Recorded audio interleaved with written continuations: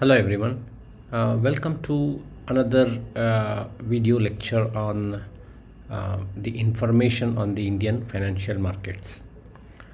What I would say now is if you want to know this information, I would rather suggest that you watch this video after watching my video on what is Indian financial markets, what is primary market, what is secondary market, how is IPO pricing done.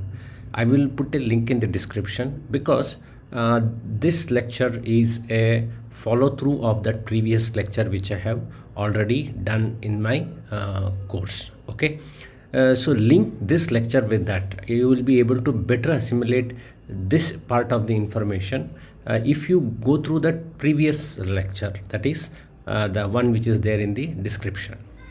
Okay, now let's continue with this lecture.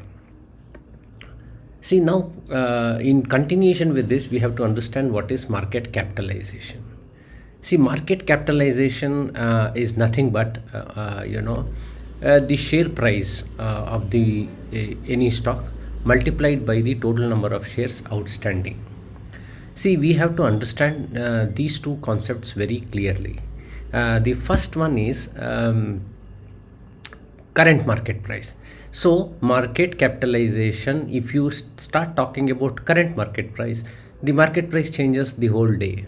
Okay, so the market capitalization can be done only at the closing price of the stock at any point of time. That is, suppose if a day in day one, if it finishes, so you can calculate the market capitalization at the end of the day when the market closes.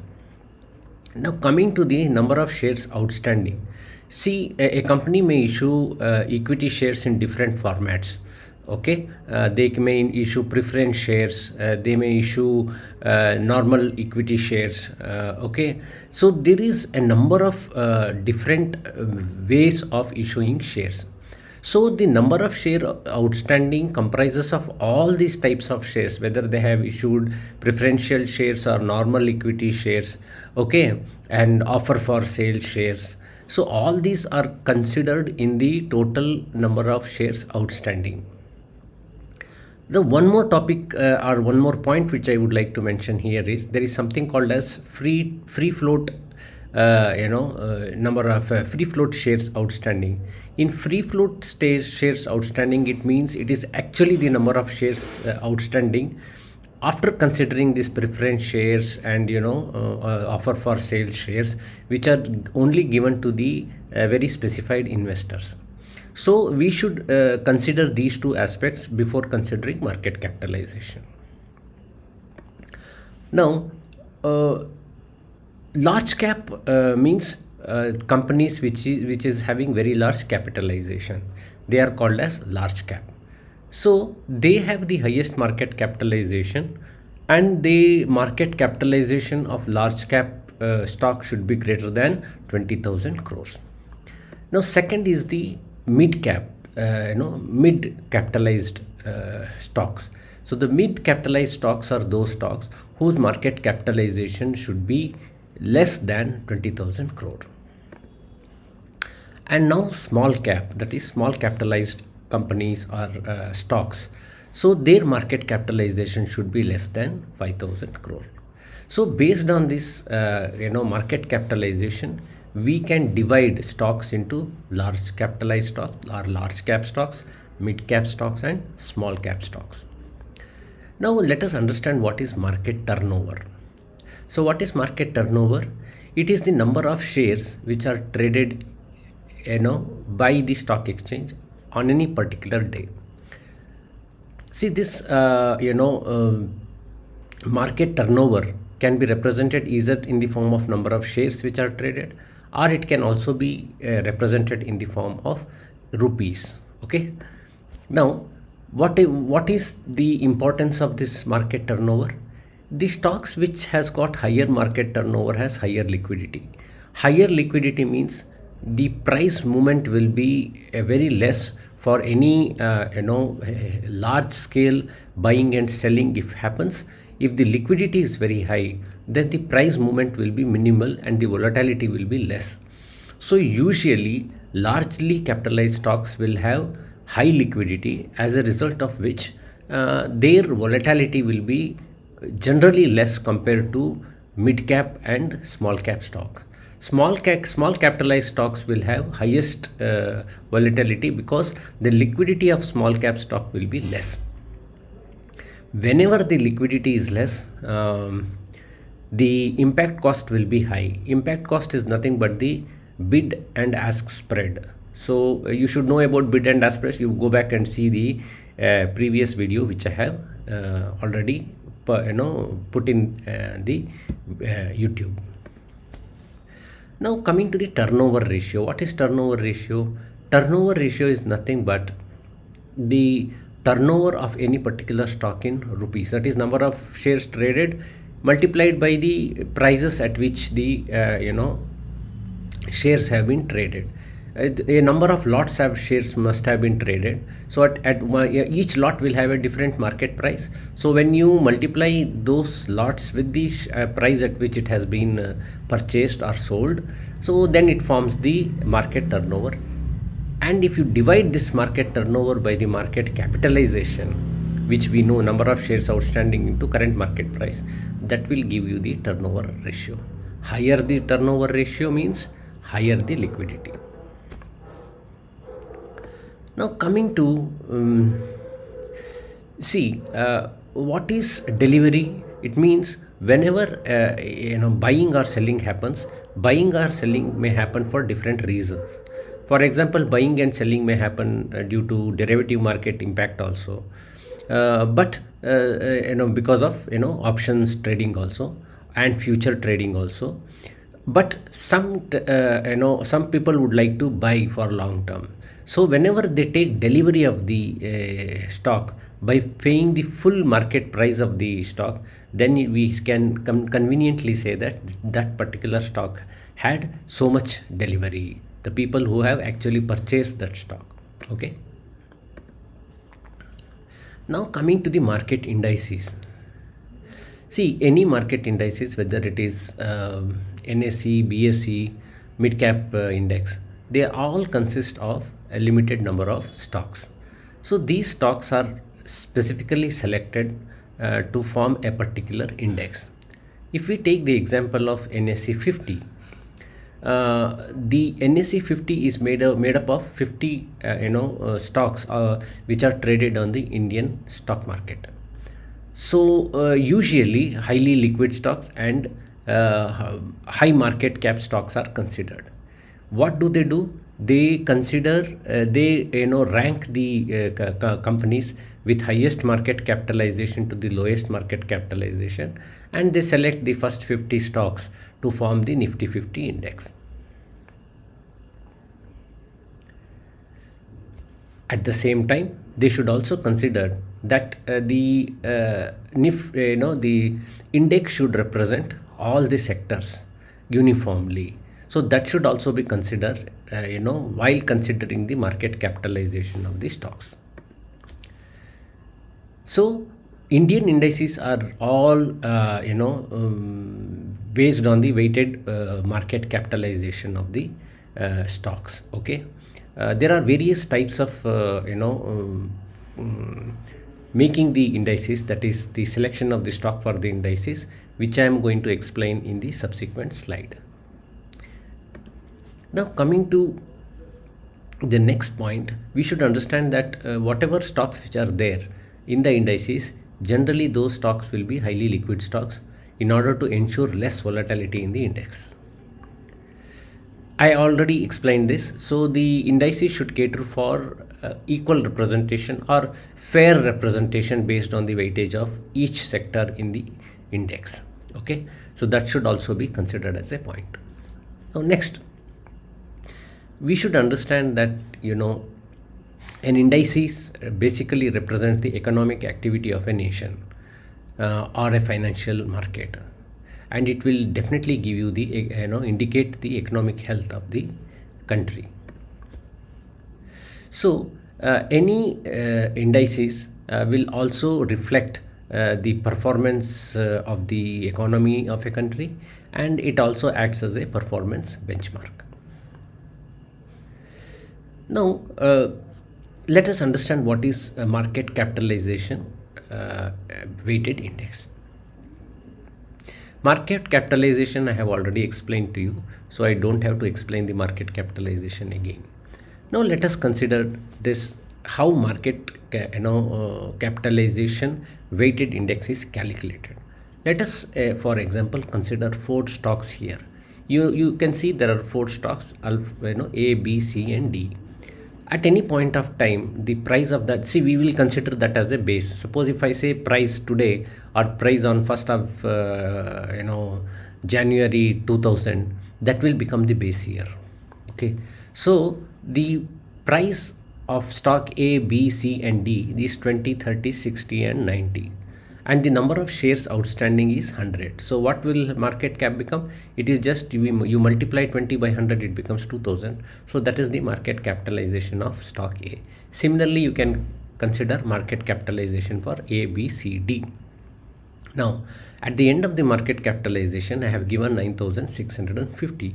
See, what is this 9060? This is the total market capitalization of the entire index. If we consider four stocks in an index, for example, A, B, C, D are the four stocks in an index. Now how do you calculate the weightage? You just divide the market capitalization of individual stock with the market capitalization of the index.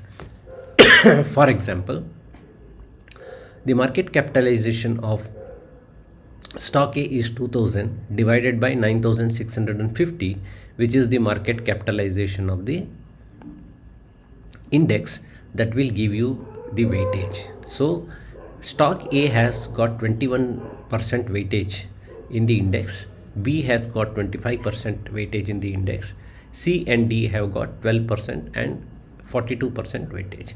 So stock D has got the highest weightage in the index, and it is going to likely to move the indices because it has got the higher weightage. Now let us consider the same stocks after a period of time, let us say 1 year or 2 year. The price will be 50, 75, 30 and 110. So what is going to be the market cap? It is simple multiplication of shares outstanding into, so that will give a weightage of 0.3, 0.36, 0.04 and 0.3.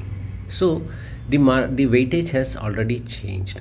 So this is how weightage, market capitalization weightage index is calculated based on the market capitalization. Now free float market capitalization weighted index means, I have already told a number of shares outstanding consists of preference shares, offer for sale shares, preferential placement. So all these things will be removed, and whatever is the readily available stock in the stock market, that is considered. So they are called as the free float. So the number of shares will only change here. Rest of the calculation will remain the same for the free float market cap weighted index also. Now let us understand, see, price weighted capitalization weighted index is not used in India. It is basically used in US market and the Asian market like Nikkei, which is basically a Japanese market. What do they do here? Let us take the same four shares and the same price. See, the total price will be 200, that becomes the index price. Weightage, as we have calculated, that is 20 by 200, it becomes 0.1, 30 by 200 will become 0.5. So that is how the index is calculated. Now at any other subsequent point of time, the share prices have changed. Now since the share prices have changed, we have to calculate the percentage change in price. So the price has changed from 20 to 50, so that is a 150% increase in the change in the price.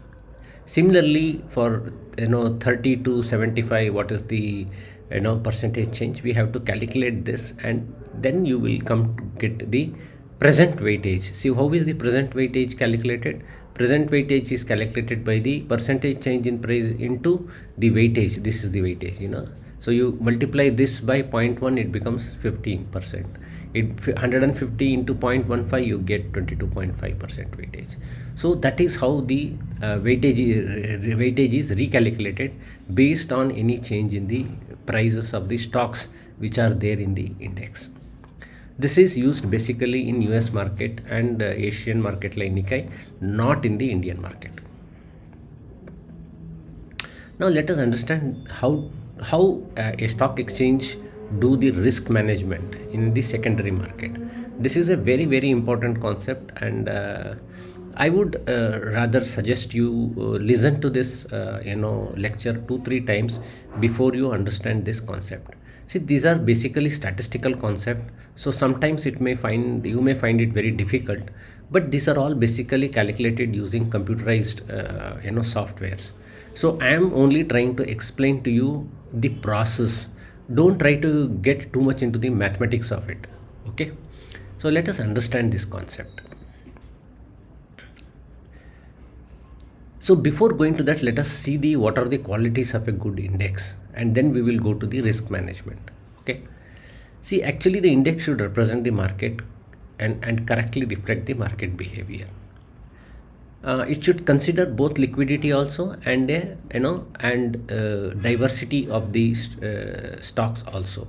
So it should represent all the sectors also. Okay, now all the stock indices are usually managed. This is National Stock Exchange is managed by National Stock NSE Indices Limited, and BSE is managed by Apex Company Limited.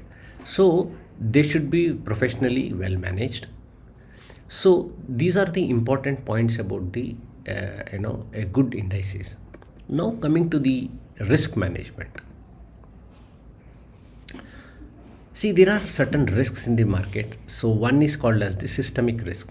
See, systemic risk happens because of the fluctuation in the indices or the fluctuation in the market.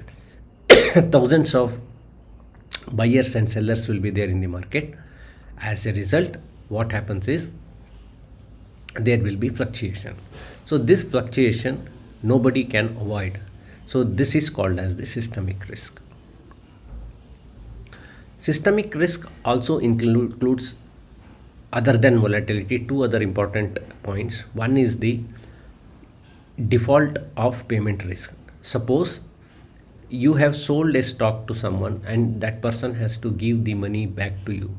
So if the person fails to give you money, that is called as the default risk.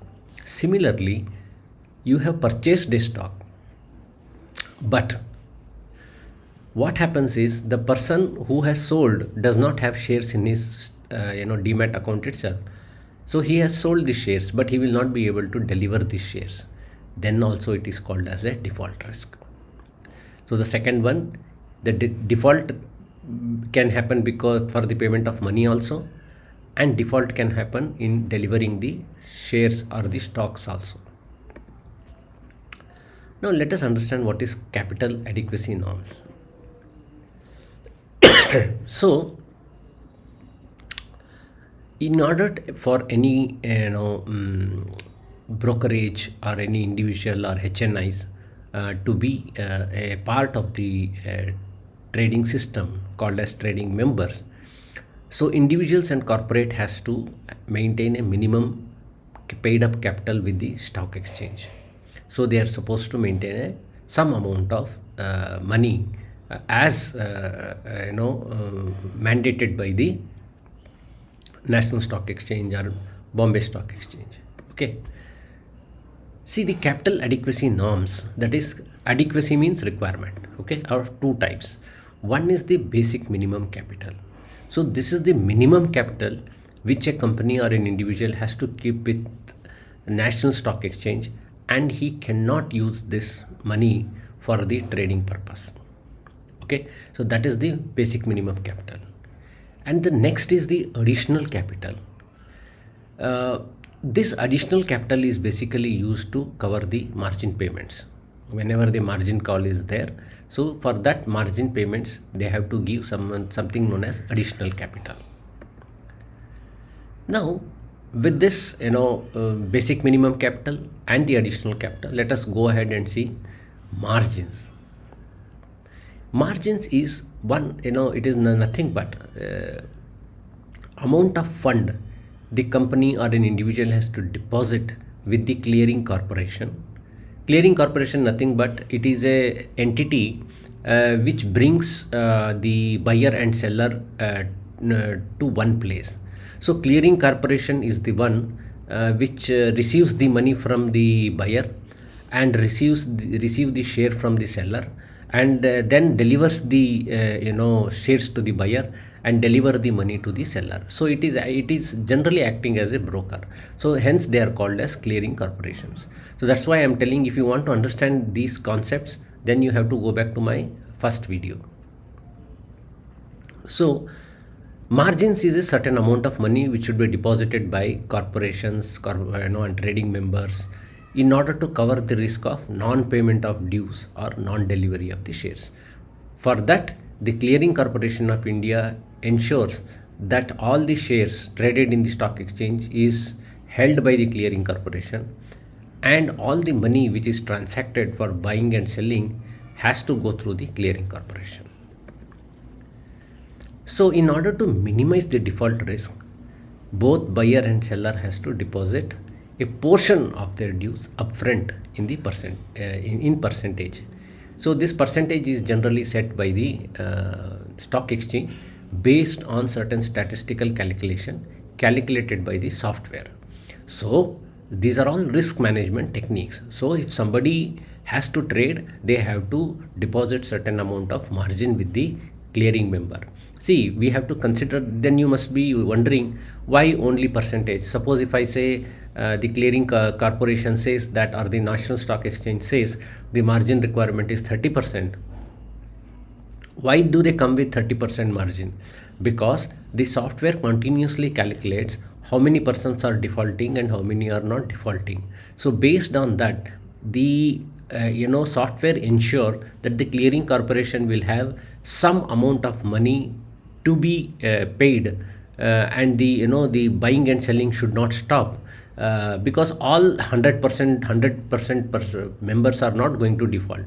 The default percentage will be less, but the margin is taken by from all the 100 persons who are trading in the market. So the clearing corporation will have sufficient corpus to cater for these defaulters, the 20-30% defaulters. That is how this margin calculation is done.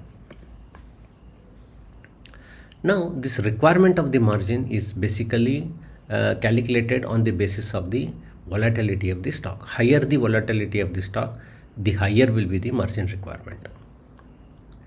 So what is margin? Margin is calculated based on two components. One is the value at risk margin. Value at risk margin, we will go a little bit deeper into this, and something called as extreme loss margin and mark to market margin. We will explain these one by one. I am telling you again, all these calculations which I have shown in this slide will be automatically done by the software. But you should generally know how a National Stock Exchange is ensuring that trading happens in spite of some percentage of people who are defaulting, either by default in terms of margin requirements or default in terms of delivery of shares.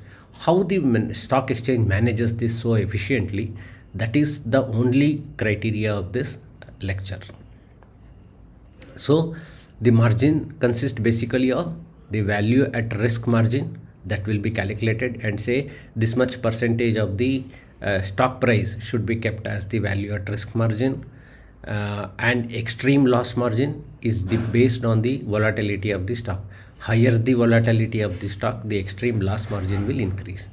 Mark to market margin is basically based on the daily fluctuation in the price. Suppose if somebody is holding a future contract of Reliance, so the price fluctuation in the Reliance with respect to the strike price at which the future has been purchased, the mark to market margin is calculated and deducted or credited to the individual's account accordingly. Now let us come to the margins. So value at risk margin See, margin value at risk margin is calculated based on the historical volatility. It's common sense. So for any stock, first you consider the what is the historical volatility. The historical volatility can be for 2 days or T plus 1 and T day, or the volatility can be calculated for 1 week or 10 days. That the software will automatically decide. Now you should know what is volatility. Volatility is nothing but the standard deviation of price changes over a period. So for any period, the standard deviation is calculated using the statistical measure. That is, it is the square root of x minus x bar whole square divided by the n, where n is the number of entries, x is an individual price, and x bar is nothing but the average price. So you should know all the statistical concepts, you should know. So volatility is nothing but the standard deviation of the price change for any particular period. Now, value at risk is calculated based on a time period and a confidence level. This confidence level, what is confidence level? Again, you should go back to statistical confidence. It is 2 standard deviation, 3 standard deviation, 6 sigma standard, 6 sigma, 2 sigma, 3 sigma. These are all the levels. 2 sigma, what is the confidence level? 6 sigma, what is the confidence level? Usually a confidence level of 99% comes only at 6 sigma. And they will based on this a loss amount, what is the maximum loss which can occur, based on this volatility is calculated, and based on this we value at risk is calculated. So how do we do the calculation? So this calculation is based on the exponential weighted moving average methodology. What is exponential? You should be knowing moving average. Moving average is nothing but, suppose if you want to calculate average for 10 days, from day 1 to day 10, you add up all the prices and divide by the 12, so you get an average price. Suppose on the 11th day, if the price changes, what we do, we delete the first day price, add the 11th day price, and again divide by 12, so the next day's average will come. So this is known as moving average. What is exponentially weighted moving average? Exponential method means you always give higher weightage to the latest prices compared to the previous prices. It means, suppose if you are considering 10-day moving average, you will give more weightage to 9th and 10th day prices compared to the first or second day prices. Instead of giving equal weightage in a normal average calculation, you are giving equal weightage. But whereas in case of exponential moving average, higher weightage is given to the latest values. This is done through a mathematical calculation. Again, it is a statistical concept. You generally understand what is the concept. Don't try to get into this mathematical concept because it becomes too complicated. So based on the statistical analysis, which I have already told you, see, 94% weightage is given to the t minus 1 day. Suppose if you are calculating for t plus 1 day, you are giving 94% weightage to t minus 1 day and 6% for the t day. Okay, and how do you calculate? It is nothing but the same formula which I just mentioned, square root of 0.94 into t minus 1 day volatility square plus 0.06 t day log normal return square. Log normal return is nothing, it is available in the statistical table. You take the log normal value of the volatility and you square it, that's all. Now how do you calculate VaR rate? In order to calculate value at risk margin rate, there is the stocks has been divided based on the volatility.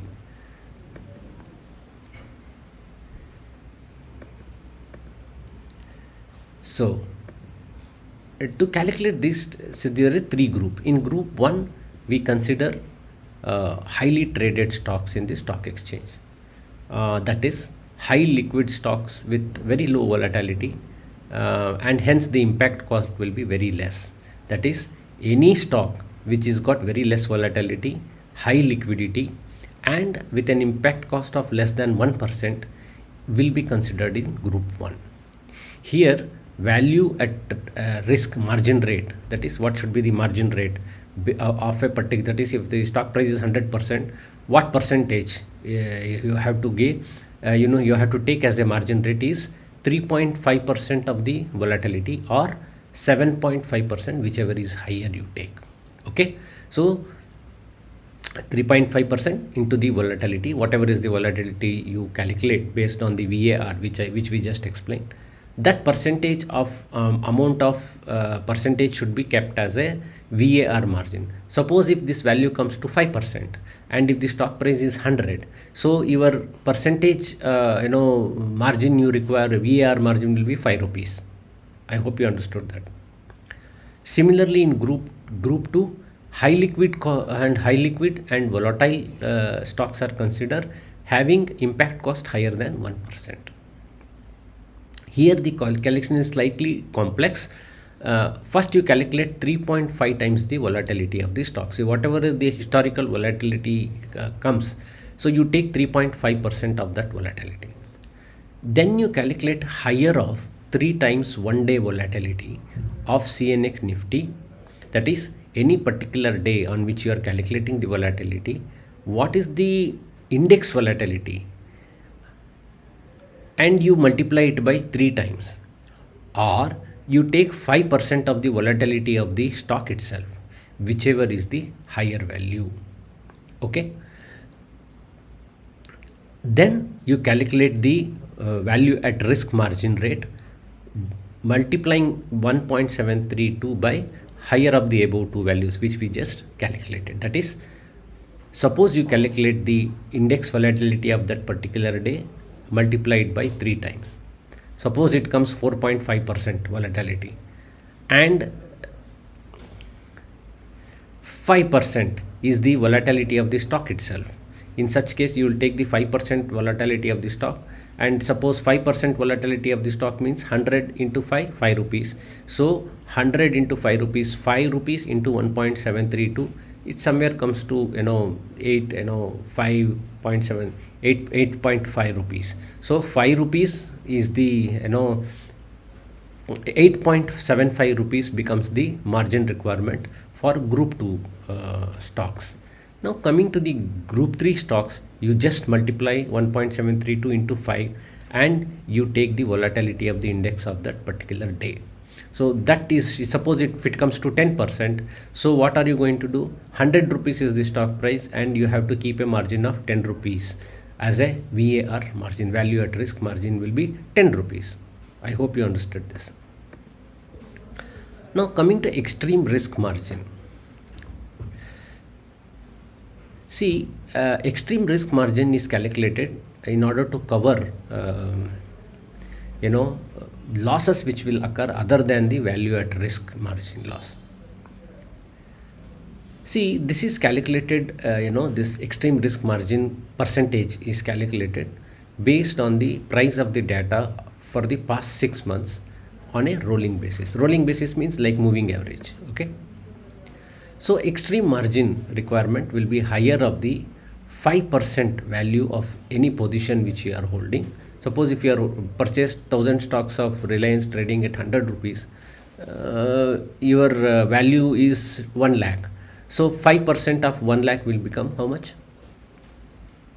5000 rupees. So you have to keep 5000 rupees as the extreme risk margin. Or if it is 1.5% of the standard deviation of the daily log normal return for the past 6 months, whichever is the higher, suppose this comes 5% or this comes 6.5%, then you have to keep 6500 rupees as the extreme risk margin. So value at risk margin, if it becomes 5000 and extreme risk margin becomes 6500, so value at risk margin plus extreme risk margin become 5000 plus 6500, so it became 11500. Okay. Now mark to margin profit of loss, everybody knows it. Every day, suppose you have purchased a stock at a strike price of 100 in futures, and the market price goes down to 90 rupees, the loss is 10 rupees. Suppose you have purchased 100 shares, so 1000 rupees will be deducted from your account. So that is known as the mark to margin. Suppose the market price goes from 100 rupees to 110. So you have gained 10 rupees. So 10 into 100 stocks you are holding, 100 into 10, 1000 rupees will be credited to your account. So that is how mark to margin profit and loss is calculated. This I have explained it. Mark to margin is calculated based on the purchase price, purchase quantity and close price. This is what I said just now. Just now what I explained. So this is the formula. Mark to margin profit or loss is given by total buy quantity into the close price on that particular day minus total sale value minus total sale quantity into close price. So if you calculate this, you will get to mark to margin profit oblique loss. What I explained is in simple layman terms. Okay, instead of going through this entire formula, I just explained to you like this. So total margin for the cash segment will become value at risk margin rate. Suppose if it is 5,000 rupees based on the percentage, and extreme risk margin 6,500, and mark to market margin keep varying every day. So this is how the total margin requirement every day will keep changing, because mark to margin will keep changing. Hence your total margin also keep changing. These VaR margin and extreme risk margin also keep changing, because the data is calculated on a rolling basis for 6 months. So every month it is going to change.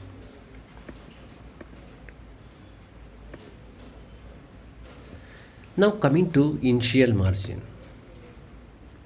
See, initial margin or span margin is calculated based on the portfolio based approach. That which is I have already told you, it will be done basically through a highly sophisticated software. This span software this span software, it calculates the 16 different scenarios based on the price and volatility of the stock. So when it calculates 16 different scenario, whatever is the highest loss assumed based on the scenario is the span margin or the initial margin you have to keep. Suppose based on the volatility of the stock, in the 16 different scenario, if the highest volatility and the loss came to somewhere around 20%, then the span margin will become 20% of your position. So if you are holding 1 lakh as a position, 20% of the 1 lakh will become 20,000. So your span margin will become 20,000. See, span margin is revised 6 times a day, one at the beginning of the day, end of the day, and 4 times between the market timings randomly, and accordingly your balance with the stock broker keep getting adjusted. Now coming to the exposure margin. So one is initial margin or span margin, and next is the exposure margin. See, exposure margin for index futures and sell position of the index options, because whenever you do sell, that is option selling, it is as good as future buying or future selling. So the rate, since the loss will be infinite for selling a index option, because you are selling an option, whenever you are selling an option, the loss will always be infinite. So exposure margin will be 3% of the notional value as per the span. So whatever the margin calculated as per the span, suppose 20,000 I explained to you is the span margin calculated. So 3% of 20,000 will be 6,000. So your exposure margin will become 6,000 rupees. Now coming to the stock futures, this is index future and sell position of the index option. Now for stock futures and sell position of the stock option, it is the higher of 5% of notion value as per this span. So 5% means if we have calculated here 20,000, because 20% is the span margin, so your position is 1 lakh, so that 20,000 is your span margin. So 5% of the span margin will become 10,000, or if this is higher, or if 1.5 into standard deviation of the log normal return of the security for past 6 months, if this becomes higher, Then suppose if this become 5% and this becomes 7%, then you will be 7% of 20,000 will be 14,000, 1,400. So you will add 20,000 plus 1,400 to as the exposure margin. So for the future segment, what will be the margin? Initial margin or span margin plus the exposure margin. What is premium margin? See, premium margin is basically collected for the stock option buyers only, or index option buyers also. It is nothing but your option premium which you have to pay into the lot size. There is one more called as assignment margin. See, assignment margin is basically collected from the option sellers. Assignment margin is a very complex calculation. We will not discuss assignment margin here. You generally assume that assignment margin is basically collected from option sellers and not from the option buyers. So total margin for an option segment, we have two types. One is for the span margin plus exposure margin plus premium margin for option buyer, whereas for initial, that is span margin plus exposure margin plus assignment margin for option buyer. See, assignment margin will be very high compared to the premium margin. Okay, since the loss will be infinite for a option seller, the assignment margin will be quite high. Now coming to the concept of circuit breakers and price bands. See, whenever the volatility increases indiscriminately, the stock exchange keeps the option of shutting down the stock exchange for few hours or minutes based on certain calculation. So this is called as the hitting of the circuit breakers. So the index based margin wide circuit breaker are applied in three stages of index movement either way. So if you are considering the national stock exchange or Nifty 50, so for Nifty 50, the circuit breaker is considered in three stages, that is 10%, 15% and 20%. So let me tell you, I have taken this data from the national stock exchange.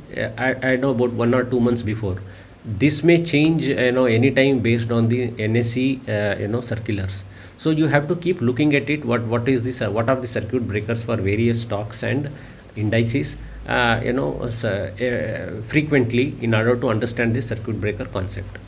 But generally it will be 10%, 15% and 20% for the indices, and for the stocks it keeps changing.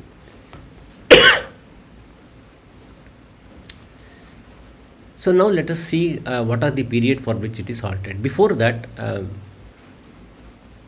circuit breaker limits are calculated based on the previous day's closing level of index rounded up to the nearest tick size. Okay, tick size is the smallest movement permitted for any index or a stock price. Now stock exchange impose price bands on individual security based on the volatility also. So if there is a if any stock but before understanding this price band, we should understand that any stock having derivatives, they do not come under the purview of these price bands, because derivative is actually acts as a hedging mechanism. Hence any stock whose derivative products are traded in the stock exchange, they will not have any circuit breaker. But we have to understand that suppose it will a person puts if a stock price is 100 rupees, presently trading at 100 rupees, so he wants to sell at 105 rupees, but instead of 105 he wrongly types it as 1050. What will happen if there is no restriction on this? Then the person who is going to put these prices wrongly will be at loss. For that there is something known as operational margin. Okay, that we will see. See, daily price bands of 2%, 5% or 10% either way on specified securities as given. That's what I am saying. See, no price bands are applicable for derivative products. However, there will be a 10% operating range. That means if a person wrongly inputs stock price 10% either way, then the software will automatically tell him, brokerage software, you are placing the order outside of the operating range, so please bring down your bid or ask price accordingly. So if any of the stock is does not come under the 20 derivatives group, then for all those stocks the circuit breaker will be any move above 20% will be considered as a circuit breaker, and accordingly action will be initiated. Now let us see what happens if the index move 10%. So if the index move 10% before 1 p.m., then market will be halted for 45 minutes, and after 45 minutes there will be a pre-open call for 15 minutes. But at or after post lunch, that is 1 p.m., at 1 p.m. or post 1 p.m. till 14:30, if there is a market crash of 10% or market movement of 10% either way, then market will be halted only for 15 minutes, and again there will be a open call auction session post market halt for 15 minutes. But if the movement happens after 14:30, that is after 2:30, market will not be halted. Similarly, if the market moves 15% before 1 p.m., so the market will be halted for 1 hour 45 minutes, and the pre-open will be for 15 minutes. But if the crash happens between 1 p.m. to 2 p.m., then the market will be halted for a duration of 45 minutes, and there will be a pre-open auction session for 15 minutes. But if the 15% movement happens after 2 o'clock, then market will be halted for the entire duration of the day. Now if there is a 20% move in the index anytime during the market hours, then the remainder of the day the stock or the index will be suspended for trading. Now coming to settlement and guarantee mechanism. See, there is something known as the clearing house, which is the counterparty for all transaction. It assumes the counterparty risk completely. Counterparty risk means, suppose you are a member of the clearing house, and I am a member of the clearing house. You buy 100 stocks from me, and you give the money to the clearing house, whereas the person who is sold 100 stocks, like me, I don't have the stocks at all. In such cases, the clearing house will have a corpus of all the stocks traded in the stock exchange, some amount of stocks held with them, and they will clear your 100 stocks, and later they will take any action against the person who has defaulted as per the stock exchange rules.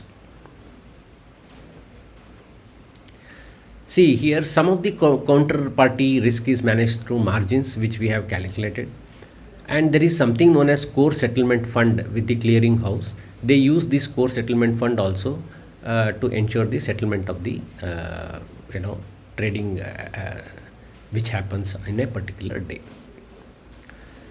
There is online monitoring. We can say online monitoring is to give any alerts of any abnormal sale or purchase positions, or if margins are inadequate. Now any news or media position that leads to unusually large positions are also monitored here.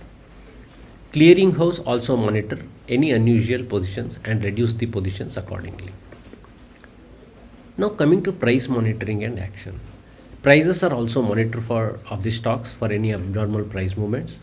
If any such activities are noted, then special margins can be imposed. That is, additional margins will be imposed, so that it becomes difficult for traders to trade, because any additional margins means you have to put in more money. So putting in more money means naturally the trading will reduce, and or they will reduce the circuit limit filters. So suppose if the circuit limit filter is set for 20%, if they see any unusual activities, the circuit filter will come down to 10%. So any movement after 10%, the trading will be halted automatically. Now coming to some of the corporate actions which will affect your risk management and your secondary market. One is the bonus. Usually what happens whenever a bonus is declared, the stock price reduces by the bonus amount. This is how the corporate action affect the stock price. Now coming to stock split. Stock split is basically done by a company who which believes that its stock price is too high for retail investors to participate in their stock trading. So what they do is, suppose if a stock is trading at a stock price of 20,000, not every retail investor will be able to trade in that particular stock. What they do is, they may say, oh, 1:10 split. So as soon as you do 1:10 split, the stock price will come down from 20,000 to 20,000 to 2,000. So 2,000 is more affordable for a retail investor compared to 20,000. However, it is not going to make any difference to the total value or the face value of the stock. It just stock is split, and as a result, the face value of the stock will change now, because the face value of the stock was stock price was previously 20,000, and now the the price of the stock has come to 2,000. Here the number of stocks outstanding will increase 5 times, because you have split the stock 5 times. You have the stock price, the number of stocks outstanding will increase 5 times, and the stock price will decrease by 1/5 of the time. Mergers and acquisition also. Mergers and acquisition can happen due to various reasons. We will not discuss that. And due to that also, stock price vary violently. Offer for sale. If some company believes that the stock price is fairly valued, they will give you offer for sale of stocks, and some HNIs will be interested in that. Dividend. Whenever a dividend is paid by a company, the stock price varies depending on the amount of dividend which is paid. Share buyback. See, where some of the companies, when they feel that their stock is fairly valued, and they would like to be part of the rally which is going to happen, they will offer the retail investors or the HNIs to buy back the share. The company will buy back the share. That is that is considered as a very good sign that a company is doing extremely well when they ask for a share buyback. Delisting of shares can be voluntary delisting or involuntary delisting. In case of voluntary delisting, it may so happen due to mergers and acquisition, or if the company feels that they want to go private, then in such case the stock will be delisted from the stock exchange. There is something called as involuntary delisting. Involuntary delisting may happen due to illiquidity, or also if the company is involved in any malpractices or corporate governance habits. In such cases also, the delisting of shares can happen. So these are the various risk management systems in the secondary market, and the various corporate actions which can directly affect the stock price, and how the national stock exchange or other exchanges try to manage the risk. This is a very interesting topic. I hope you like this topic. Thank you very much.